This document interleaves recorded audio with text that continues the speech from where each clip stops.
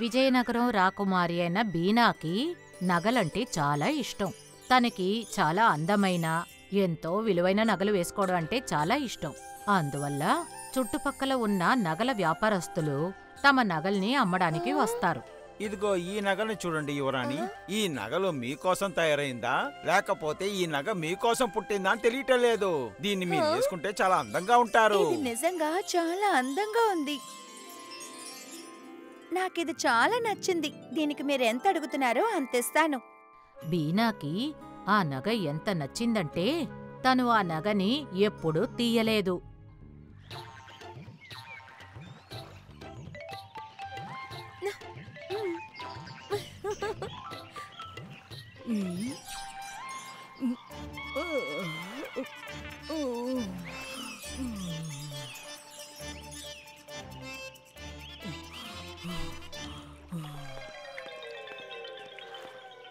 నా నగ, నాకు చాలా నచ్చిన నగ ఎక్కడది? అది కనిపించట్లేదు. నగ అది ఇక్కడే ఉండాలి యువరాణి, నన్ను క్షమించండి. క్షమాపణ తర్వాత అడగచ్చు, ముందు నగని వెతికి కనిపెట్టండి. వీరులారా, చెప్పండి యువరాణి. నాకు నచ్చిన నగని ఎవరో దొంగలించారు. అది ఎలాగైనా నాకు కనిపెట్టి ఇవ్వండి. మీరు ఏ దిగులు పడొద్దు యువరాణి. నేను ఉన్నంత వరకు ఈ రాజ్యంలో మీ నగని దొంగలించిన వాడు ఎక్కడ ఉన్నా సరే, ఎవరైనా సరే, నేను వాడిని ఊరికే వదలను. సైనికులారా, నాతో మాట్లాడండి. విజయ్ సేతు ఆ వీరుల్ని తీసుకొని నగని వెతకడానికి వెళ్ళాడు. ఆ సమయంలో ఉడంకా దుకాణంలో ఉడన్కా నేను మీ దగ్గర తీసుకున్న అప్పుని మీకు తిరిగిద్దామని వచ్చాను. ఏంటి, అప్పుడు తీర్చడానికి వచ్చావా? మంచి విషయం చేయడానికి ఎందుకయ్యా ఆలస్యం? డబ్బులు ఇచ్చేసాయి. ఆలస్యం చేయకు, ఇవ్వు ఇవ్వు ఇవ్వు. ఇదేంటయ్యా, ఒక నాణ్యమే ఉంది. మిగతా 4 నాణాలు ఎవరిగా ఇస్తారా? నువ్వు నా దగ్గర నుంచి 5 నాణాలు తీసుకెళ్ళావు, గుర్తుందా లేదా? అది నేను అది కొద్దిగా తిరిగిచ్చేస్తాను. గొప్పోడు ఎక్కడి నుంచి వచ్చాడో కొంచెం కొంచెం ఇస్తాడంట. రేపట్లోగా నా డబ్బు మొత్తం ఇవ్వలేదనుకో నీ పొలం నాకు సొంతమైపోతుంది. రాము ఎంతో దిగులుగా తన పొలానికి తిరిగి వచ్చాడు. రేపు ఉదయంలోగా నాకు 4 నాణాలు ఎక్కడ దొరుకుతాయి? రాము దాని గురించి ఆలోచించినప్పుడు విజయ్ సేతు తన వీరులతో పాటు ఆ చోటికి కోపంగా వస్తూ ఉన్నాడు. వాడిని మనం వెంటనే పట్టేయాలి. ఏమైనా సరే వాడు మాత్రం తప్పించుకోకూడదు. సరే, విజయ్ సేతు కోపంతో అరవడం చూసిన రాము తన గురించే మాట్లాడుతున్నారని అనుకున్నాడు. అందువల్ల రాము భయపడ్డాడు. ఎందుకంటే విజయ్ సేతు కోపం గురించి విజయనగరం మొత్తానికి తెలుసు.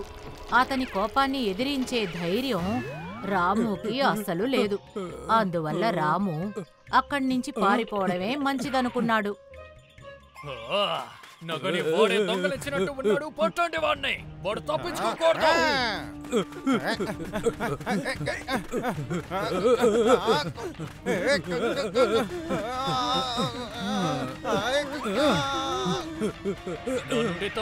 ఎక్కడికి వెళ్ళిపోతావు? నన్ను క్షమించండి దళపతి.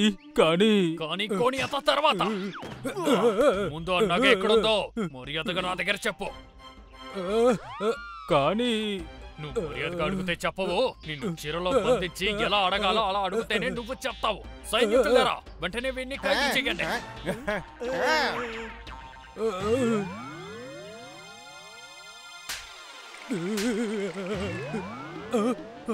ఇప్పుడు నేను చెప్పేది తను తప్పకుండా వినడు. చెప్తాను, నేను చెప్పేస్తాను. నేను ఆ నగలన్నీ ఉడన్కా దగ్గర పెట్టుకోమని ఇచ్చాను. సైనికులారా, వెంటనే వీడిని ఖైదు చేయండి. ఇంకా ఉడన్కా దగ్గరికి వెళ్ళండి.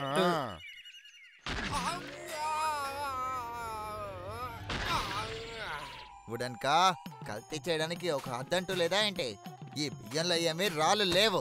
రాళ్లలోనే ఏదో కొద్దిగా బియ్యం ఉన్నాయి. ఇందులో ఆవేశపడ్డానికి ఏముందయ్యా? కొంచెం కొంచెం పొదుపు చేసే. ఇది మామూలు విషయమే. రాళ్లు తింటే పళ్ళు గట్టి పడతాయి. నువ్వు అనవసరంగా మాట్లాడకో. మహారాజు గారికి నీ మీద ఫిర్యాదు చేయాల్సి ఉంటుంది. మా మహారాజు గారిని ఎందుకయ్యా ఇబ్బంది పెట్టడం? ఇదిగో ఈ బస్తా తీసుకెళ్ళు, కొంచెం కొంచెం పొదుపు చేసే. ఇంకానయ్యా వీడి దగ్గర నుంచి తప్పించుకున్నాను. అదే సమయంలో మహామంత్రి సారంగా ఆ దారిన వచ్చాడు. మహామంత్రి వర్ధిల్లాలి. విజయ్ సేతు ఉడంకా ఉన్న చోటికి వెళ్ళాడు. ఉడన్కా రాము నీకు ఇచ్చిన వస్తువు ఎక్కడుంది? రామునా? అరే వాడు నాకు మొత్తం 5 ఇవ్వాలి, అందులో 1 మాత్రమే ఇచ్చాడా? అది కూడా తిరిగి తీసుకోమని మిమ్మల్ని పంపించాడా? 5? అయితే 5 చోట్ల నువ్వు దొంగలించడానికే పథకం వేసావయ్యంటే. నగలా? ఏ నగలు? ఎవరి నగలు? ఎక్కడున్నాయి? నీ దొంగతనం బయట పడిపోయింది ఉడన్కా.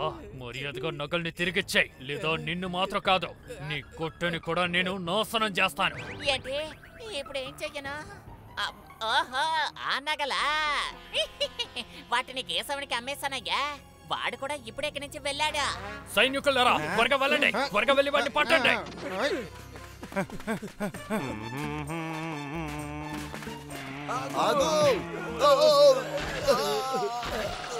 వాడికి ఇంత ధైర్యమా?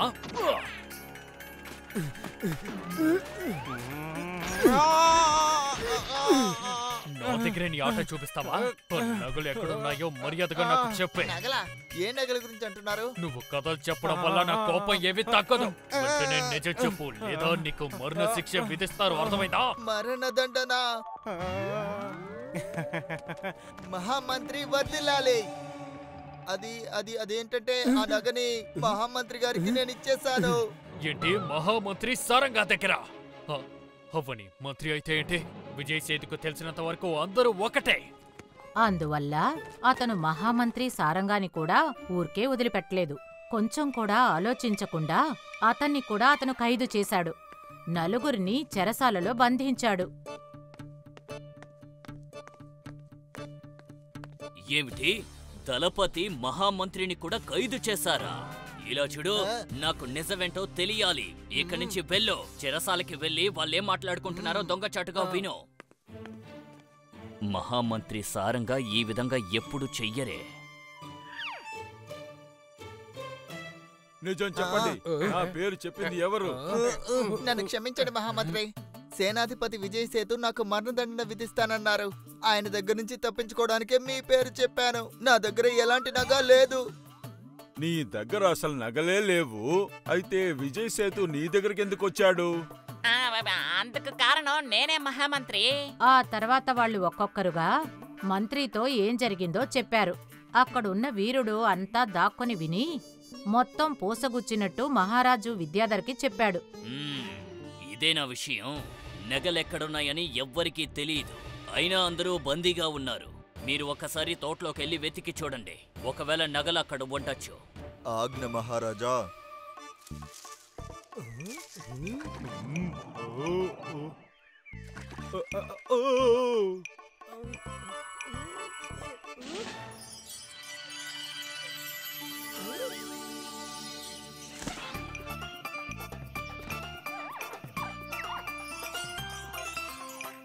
దొరికింది, నగ దొరికింది.